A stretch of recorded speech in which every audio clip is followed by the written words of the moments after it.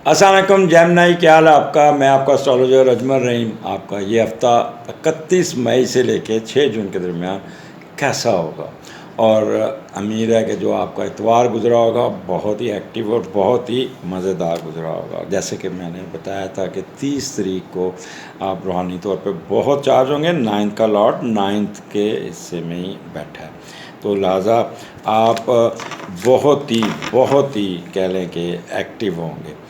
वही मोड जो आपने इतवार को छोड़ा था, वही मोड आपको अगले दिन with full energy, with full ताकत आप उसके साथ शुरू करेंगे। हफ्ते का आगाज़ आपका नाइन्थ हाउस में होने जा रहा है और नाइन्थ का लॉर्ड नाइन्थ में बैठेंगे। लोग आपके अंदर एक ख़ास मकनातीसी ताकत होगी, लोग आपकी तरफ खिंचे चले आएंगे। क्या बात है। ख़ास तौर पे अपोजिट सेक्स भी आपकी तरफ भागी भागी आएगी। उस दिन आप बड़े अच्छे कपड़े, चेहरे पे नूर होगा, रूहानियत होगी आपके चेहरे पे, एनर्जी चार्ज होगी। जब आप इबादत से निकलते हैं, किसी की आप मदद करते हैं और अल्लाह ताला ने सही तरीके से कबूल की होती है ना, तो आपके चेहरे पे एक चमक होती है और आप तो नहीं महसूस करते, लेकिन कुदरत की तरफ से आपकी तरफ लोग खिंचे चले जाते हैं। मिसाल के तौर पे रमज़ान में आपने आपके घर में आपने किसी को सदक़ात दिए, किसी को रिज़्क़ दिया, तो वो ऐसे फैलती जाती है, बात ऐसे फैलती जाती है कि लोग आपकी तरफ खिंचे चले जाते हैं। सब आपने राशन बांटा था, हमें भी दे दें, हमें भी दे दें। तो इस तरह आपके चेहरे की तरफ लोग आपकी तरफ आ जाएंगे, आपको मकनातीसी क़ुव्वत होगी और आपसे लोग मुतासर बहुत होंगे। बहुत आपकी पर्सनैलिटी में एक मैग्नेटिज़म होगा। और मुसीबत, अगर खुदा न खास्ता किसी मुसीबत में पड़ गए, कोई प्रॉब्लम आ गया, मिसाल के तौर पर आप डॉक्टर हैं और आप राउंड करवा रहे हैं, और क्योंकि मेरे कई तो है जानने वाले जो डॉक्टर भी हैं, तो आपका प्रोफेसर आपको बड़ा टफ सवाल करता है, तो आप थोड़ा सा लड़खड़ाएंगे, लेकिन जो आपके इर्द गिर्द के लोग होंगे वो आपको इशारे इशारे से इतनी टिप्स दे देंगे, कहेंगे तो आपको एक टिप मिलने की देर है कि आप फर बोलना शुरू कर देते। अब आगे ये तो क्योंकि मैंने बताया था कि नाइन्थ का लॉर्ड नाइन्थ में हो तो क्या होता है, लेकिन अब यहाँ पे क्योंकि सैटर्न बैठा है यहाँ पे नाइन्थ हाउस में, और जब नाइन्थ हाउस का, तो ये नाइन्थ हाउस के जो मैं आपको बताने जा रहा हूँ, इस चीज़ को बड़े गौर से सुनना कि अल्लाह ताला की रहमत का ये घर है, अल्लाह ताला की ब्लेसिंग का ये घर है। यहाँ पे धन दौलत अल्लाह ताला की तरफ से, खुशकिस्मती, खुशबख्ती आप पे मेहरबान होती है। और सैटर्न बड़ा लॉर्ड और पॉजिटिव और अपने घर में बैठा है। So Gemini, you will have to get advantage of these days, क्योंकि स्पिरिचुअली भी आप और चार्ज होंगे और वैसे भी एक रोबस्ट आपकी एनर्जी होगी। सिर्फ एक चीज़ आपको तंग कर सकती है, वो मून आपका सैटर्न के नीचे। तो ऐसे ही एक खाम खा पीवश हो जाएंगे, खाम खा कहेंगे यार कुछ डर खौफ सा होगा, वरिड हो जाएंगे, ग्लूमी, कॉशियस जिसे कहते हैं। तो इस चीज़ से घबराना नहीं। आपको एक कहेगा फेलियर, डिसेप्शन होगी, एक फेलियर का डर होगा, कहीं मैं काम फेल ना, कोई फेलियर नहीं है। सैटर्न बैठा है और स्ट्रांग बैठा है, किसी किस्म की फेलियर नहीं होगी। दिल जान से अपने आप को काम में डाल दीजिएगा। जिस गाड़ी में पॉजिटिव में काम में जाएंगे, वहाँ पे आपको बहुत कुछ मिलता जाएगा। ख़ास तौर पे रिसर्च वर्कर को तो कमाल के एडवांटेज होंगे। और जो फॉरेन स्टूडेंट्स हैं, जिनका अगर वहाँ पे वाइवा है या उनकी प्रेजेंटेशन है या उनका वो जैसे कहते हैं पीएचडी का थीसिस जिसे क्या कहते हैं डिफेंस है, they will speak extra ordinary, बहुत अच्छा बोलेंगे, नपातुल्ला बोलेंगे, संजीदगी आपके चेहरे पे टपक रही होगी। और सारे जितने आपके इर्द गिर्द प्रोफेसर या ऑडियंस होंगे, वो बड़े संजीदा होकर ऐसे बैठे सुन रहे होंगे, यार ये क्या बोल रहा है, कहाँ से इसके अल्फाज है, इसकी रिसर्च कितनी अच्छी है। और कई वो लोग स्टूडेंट्स हजरात जिनको बाहर पढ़ने का शौक, उनको मुझे उनकी ट्रैवलिंग या उनका वहाँ बाहर दाखिला होता नज़र आ रहा है, और बड़ा पॉजिटिव और बड़ी अच्छी यूनिवर्सिटी, आपकी जो डिज़ायर्ड यूनिवर्सिटी जो आपको ना, उस पर आपका दाखिला हो जाएगा। अच्छा, यहाँ पे फिर आपको कोई बाहर का जो बिज़नेस करते हैं, उनको बाहर से कोई ऑफ़र आएगी, उनको कोई बाहर का बंदा हेल्प आउट करेगा, बाहर की ट्रेड करेंगे, अपना बिज़नेस तब्दील करके बाहर की तरफ जाने की कोशिश करेंगे। आपका रिसर्च वर्क मैंने जैसे पहले बता दिया है, education, foreign travelling and legal issue में आपको बहुत एडवांटेजेस मिल जाएंगे। बड़ा मेडिटेशन आपकी बहुत तेज़ होगी, वजदान, अलामी कफ़ियत, फॉर साइटेड, इंट्यूशन, ये सारे काम आपके अंदर पाए जाएंगे। बस एक चीज़ का ख्याल रखना है, जब एक टाइम पे निकलना है, उस दिन मून सैटर्न के नीचे है, डिले, सुबह घंटा पहले निकलना नहीं है तो ट्रैफिक पे नहर पे फंसे होगे और आगे लोग तमाशा देखने वाले हो ट्रैफिक स्लो कर देंगे।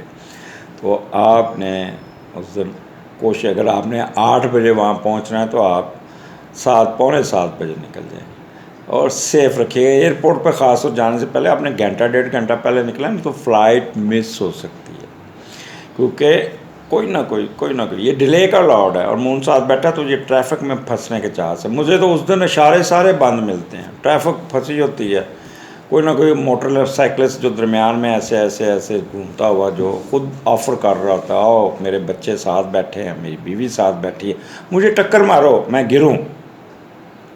और फिर सड़क एक ट्रैफिक लंबी लाइन लगती। काश हमारी ये ट्रैफिक पुलिस जो सो रही है ये इन मोटरसाइकिलिस्ट को समझाए।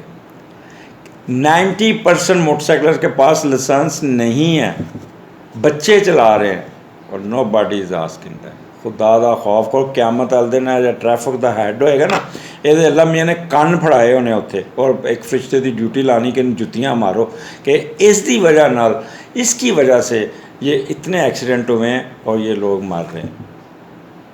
मैं तो रोज़ देखता हूँ ये सीन। हॉस्पिटल बैठ जाए, हर 2 मिनट बाद एक मोटरसाइकिलिस्ट आ रहा होता है जिसकी टांग टूटी होती है, जिसका सर उड़ा होता है, जिसकी पसलियाँ टूटी होती हैं। तो खुदा के लिए खुद तो खौफ करें। खैर मैं जज्बाती ज़्यादा हो गया हूँ, मुझे बड़ा दुख होता है इन पुलिस वालों के पे ये जो घर अपने दफ्तरों में बैठ के लोगों की जानों से खेलते हैं। बाहर के मुल्क में कोई एक्सीडेंट हो रहा है और जिसमें कोताही पुलिस की हो उसको टांग देते हैं और इसकी भी सज़ा कुछ सख्त रखनी चाहिए। आगे चलते हैं। जेमिनी 10वां घर है आपका 2 और 3 तारीख को, वहाँ पे तो बड़ी उठान होगी आपके तो बचाए जाएंगे, मौजा ही मौजा, इज़्ज़त रिस्पेक्ट आपको मिलेगी, स्टेटस बिज़नेस जो भी है आपको हर हाल में एक उठान होगी, आपकी बेहतरी होगी, अल्लाह ताला की ब्लेसिंग आप पे होगी, रिस्पेक्ट होगी, आपकी पावर होगी, ऑनर होगी, डिग्निटी होगी, कमांड में इजाफा होगा and you will be respected honoured by other people. 10वां घर आपको बहुत कुछ देगा। उस दिन आपको अच्छी खबरें सुनने मिलेंगी। ज़हनी तौर पे आप बहुत सोशल माइंडेड होंगे, रिलीजियस होंगे, इंट्यूशन आपकी बहुत तेज़ होगी। अब आगे चलते हैं। जेमिनी 4, 5, 6 यानी कि जुमा, हफ्ता, इतवार, मून आपके 11वें घर में और इसका मीडिएटर आपके दूसरे घर में। हा क्या बात है। तो क्या होगा, किधर गई मेरी चिट? हाँ जी,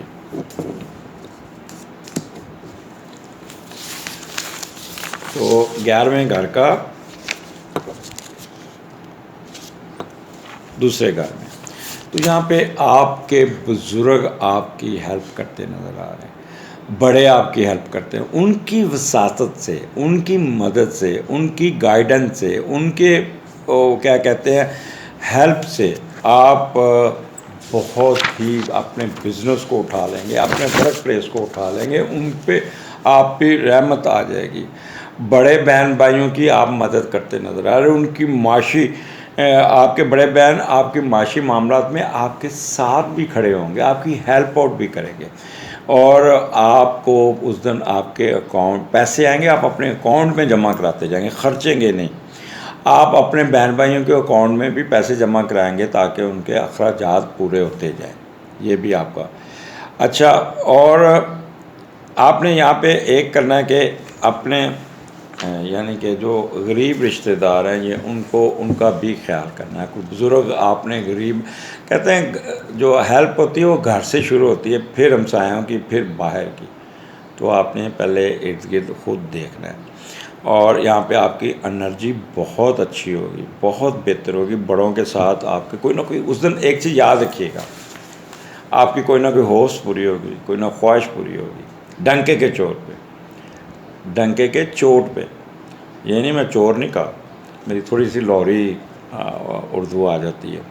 recovery from illness, freedom from miseries, desire and their fulfilments from their wife. Domestic issue पे आपका स्पाउस आपके साथ खड़ा होगा, तो इसलिए अच्छा 3 तारीख को दूसरे घर में वीनस और मार्स इकट्ठा होगा।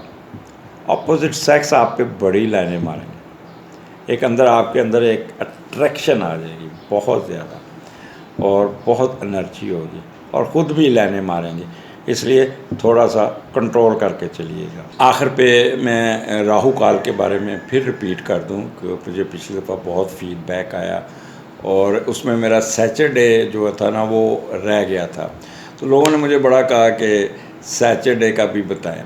तो वह आपने मुझे फ़ीडबैक भी देना कि ये राहु काल क्या चीज़ है। राहु काल दिन के वक्त का टाइम है, सुबह 7 बजे से लेके शाम 6 बजे के 7 बजे के दरमियान तक, उस पे राहु काल अफेक्ट होता है। मैं फिर दोबारा रिपीट कर दूं, पीर को 7:30 सुबह से लेके 9 बजे के दरमियान कोई डिसीजन नहीं लेना। ये वो चीज़ है जिस पे आपने कोई एग्रीमेंट करना होता है, कोई फ़ैसला लेना होता है, कोई डिसीजन लेना होता है, कोई ना कोई ऑर्डर करना होता है, तो इस दौरान आपने कोई जज्बाती होके या कोई गलत ऑर्डर हो सकते हैं, तो ये टाइम आपने अवॉइड करना है। नंबर 2, मंगल दोपहर 3 बजे से लेके शाम 4:30 बजे तक, ये आपने बहुत दिन का टाइम बताया, और इसमें केयरफुल रहना है, और इसमें कोई डिसीजन नहीं लेने।